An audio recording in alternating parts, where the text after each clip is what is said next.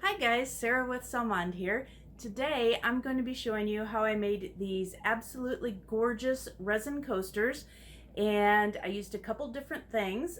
First, I made the love inserts using my 3D printer, and then I used, of course, the resin to make the coasters out of. I put a full cork backing on the back so they won't scratch up your furniture. I absolutely love the way these came out, and I can't wait to share them with you.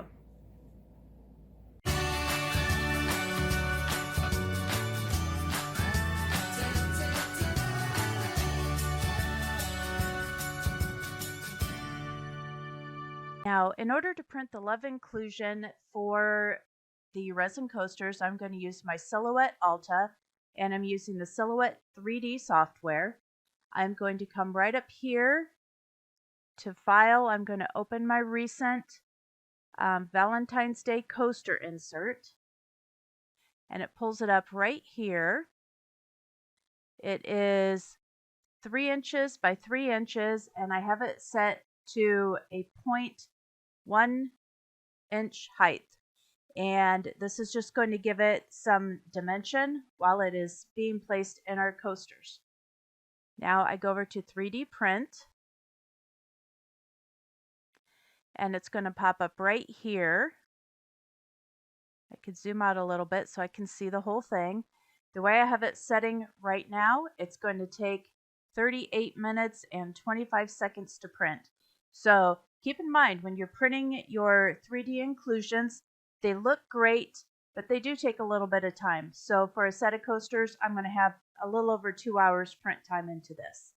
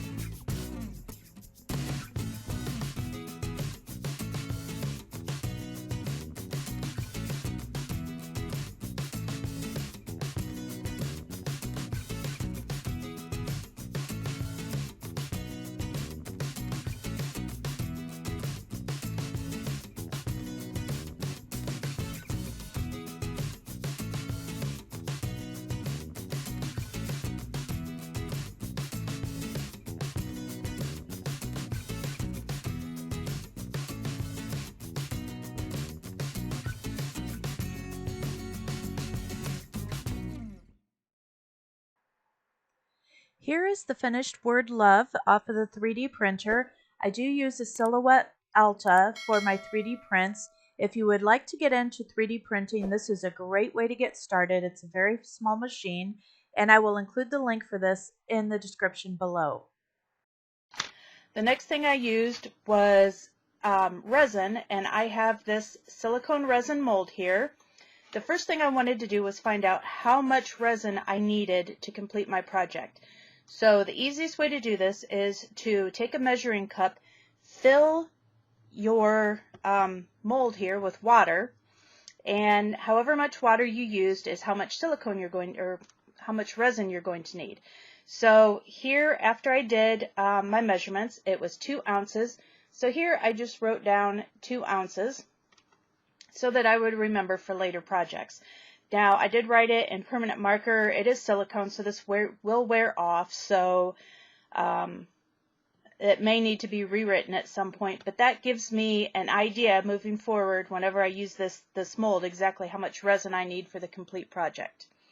Now, while I'm going to be adding this love piece inclusion into my mold, I did want to go ahead and use the entire 2 ounces because this really isn't going to make that big a difference.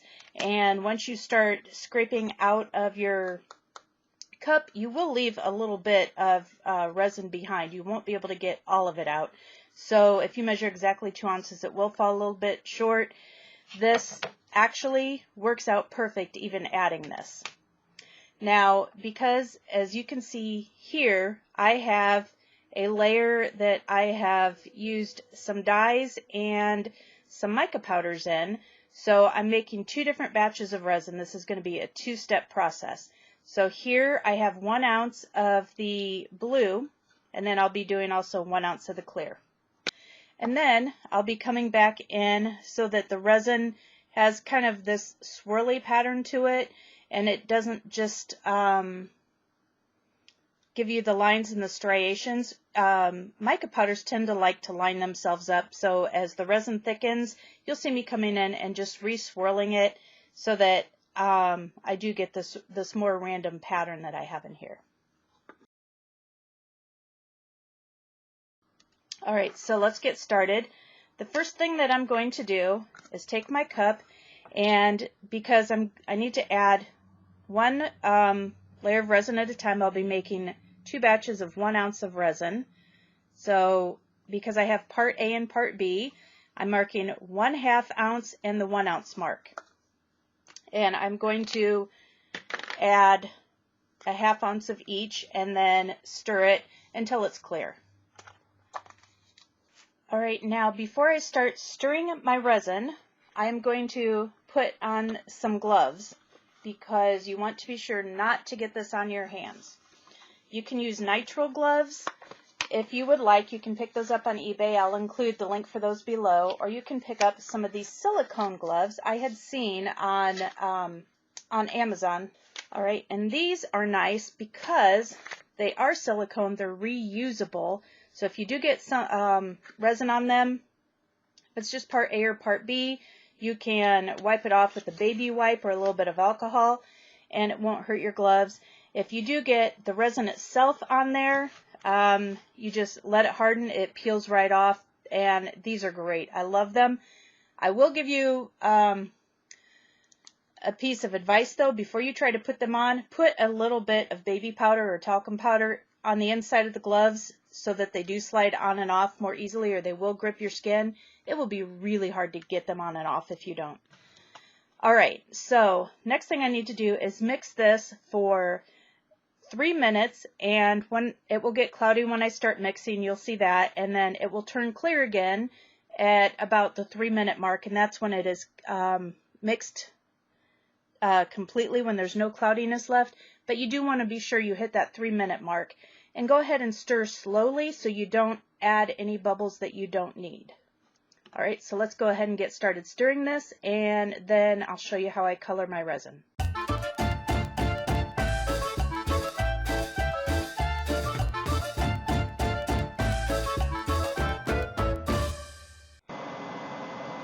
Alright, now I'm hoping you can hear me during this part. I have my brand new fume extractor running, which should help keep the air quality in my room at a much higher level. At this point in my room, I do resin, I do 3D printing, and I also have a laser cutter and engraver that I use. So it's very important for me, especially when the days are really cold out and I can't open those windows because I do live in northern Indiana and it's a little bit nippy out today, that I can keep the air quality in my room breathable. Even though normally when I am working with resin, I do use a ventilator, which personal protective equipment is always important. So I will leave the link below for all my personal protective equipment, including my fume extractor. This has had some time to set. It's still got some micro bubbles in it, but you know, we're going to be mixing inclusions in this, so I'm not overly concerned about that. We will be popping those bubbles as we go. First thing I'm going to be using is this Let's Resin Peach Red. Just going to put 3 drops in to start. I can always go back and add more if it's not enough, but you can't really go back and take it out. So we're just going to stir that in, and a little bit does go a long way, as you will see. Look at that. That is going to be just about all I want in there because I am trying to keep it on a pastel level for my coasters.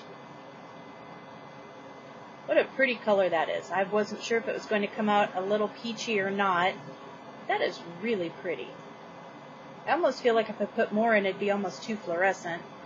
Now the next thing I'll be adding in is this pink mica powder, and I will go ahead again and include the links for this below. I am just going to throw in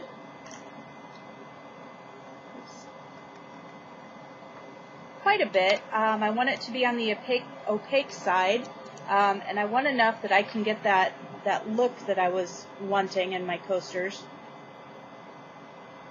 So a little bit does tend to go a long way with this stuff. And I'll tell you, I use glitter in some things. Glitter is nice, but I like the shimmer of the mica powders a lot better than I like glitter normally. And the resin that I'm using right now with this is DIY Epoxy's resin, and I will tell you, I absolutely love this stuff. It's a little bit on the thicker side. It is beautifully clear, and you can have it safely heat to about 500 degrees, which is incredible. And I will be using that to my advantage in some future videos. Okay, now I'm just going to pour this in. As much scraped out as I can. Right now I am just going to get this pushed up into all the corners here. See, it is a little bit thicker and it doesn't run as quickly as some of the other resins do.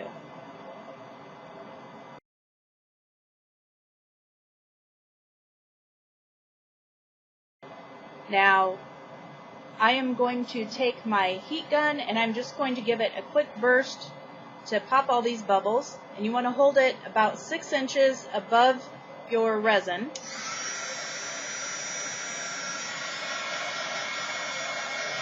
You don't want it too close. You don't want to burn your resin.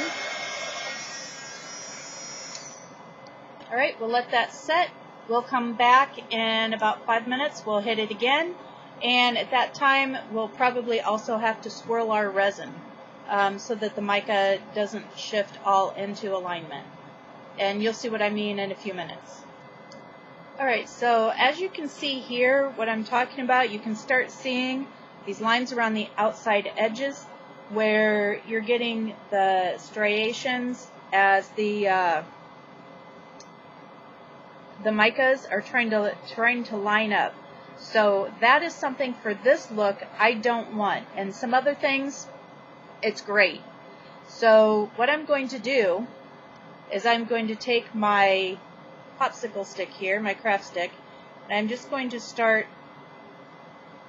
pulling it in and twisting it so that those lines get broken up.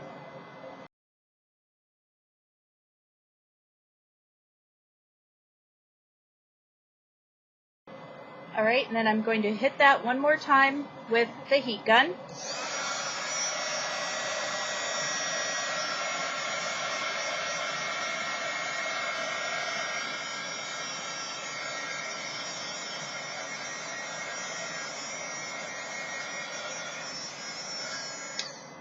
Alright, and now I'm going to do one more thing to help break up those bubbles as they come to the top.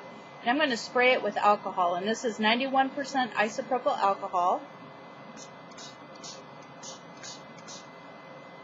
And this I just picked up at Target. They have the 91%, or at least they did at the time when I bought it. So you can see those bubbles really going to town, breaking up now, I hope. They're going crazy. If I can zoom in on those at all for you. So I don't know if you can see that. They are just reacting to that alcohol, pulling to the top and popping like they're insane. So I'm going to let that sit for another 5 minutes or so. Come back and I'm going to swirl that in because you can see those striations are already starting to come in on the outside edges. And I'm just going to keep doing this until the resin doesn't have nearly as much movement and those striations pretty much stop. So I'm going to be doing this for every 5 minutes for another 20 minutes at least. Alright, now it didn't actually film when I laid this in here, but it's pretty simple. After about 20-30 minutes of stirring and agitating my mica and resin, once it thickened up to the point I thought I would be good, I went ahead and centered and laid in my love inclusion that I printed out on my 3D printer. And now I'm just going to let this sit and harden for about 4 hours. Then I'm going to mix up another ounce of resin and pour that over the top for the top coat. Let that sit overnight to complete the resin part of this project. Alright, I have my resin mixed up. There's quite a few small bubbles in it yet, but we will go ahead and get rid of those as we work it around.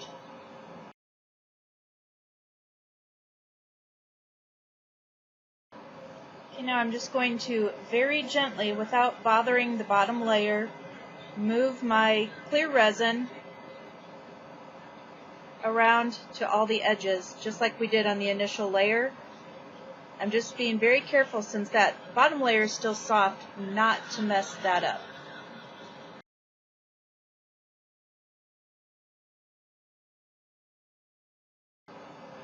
We go. Now I'm just going to take my heat gun one more time and hit this to get rid of some of the bubbles. Okay, I'm going to let that set for a few minutes, come back and hit it with the heat gun again, just to keep working all those bubbles out so we have a nice clear top coat.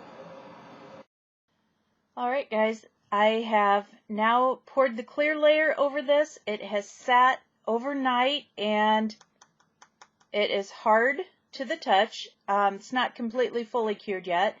That takes about a week, but this is perfectly good to work with. So I'm going to go ahead and unmold this. And it's really simple with these silicone molds. They come right off.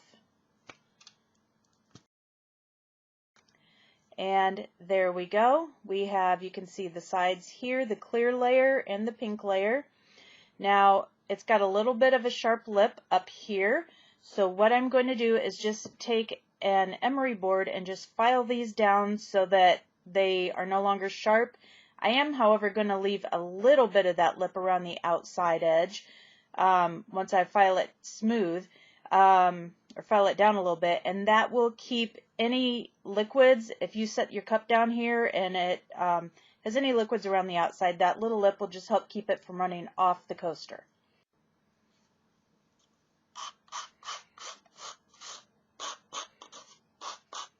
Alright, there we go. That's all nice and smooth, and I'm just going to clean that off. Just get that that little bit of dust and debris off of there.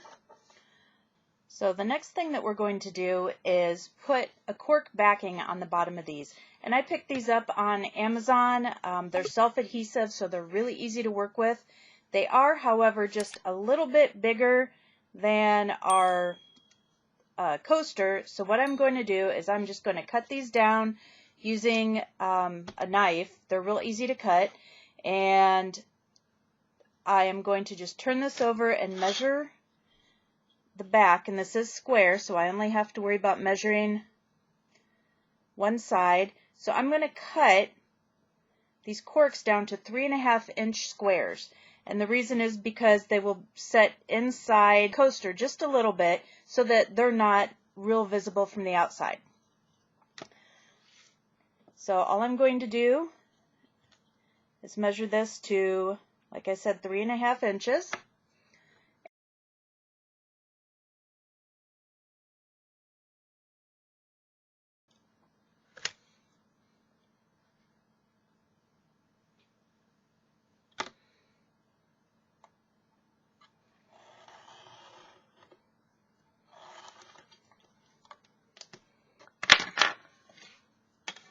Right, there we go. And then I'm just going to flip this over, pull the backing off, and I'm just going to center this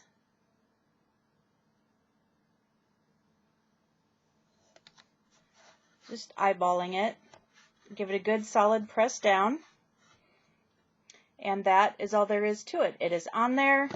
It's very sturdy. It won't mar up your furniture. The cork backing makes it safe. And that little bit of lip that I left here around the outside, if you do have any moisture come off of your glass, that will prevent it from running off the sides. So that is it. These are that simple to make. And again, if you don't have a 3D printer, there's other techniques that will be coming up in future videos. I'll show you how you can add inclusions using other items. Now here's the set of the 4 coasters I've made. I've done just 4 different pastel colors. I thought they came out just adorable. And I also wanted to mention that these pieces that I've cut off, I don't throw these away. I save them because I will then cut them into 1/4-inch squares. And you can also then place a square on each corner of the cork and just have 4 smaller edges rather than the entire bottom if you're running short on the backing pieces. So absolutely, these are something that I do save and I do use. Waste not, want not, right? So here we go. Be sure to leave me a comment below. Let me know what you think of this project. If I've given you any ideas for future resin or 3D printing projects. And be sure to like, share, and subscribe. I will see you soon with another video. Have a great day. Bye-bye.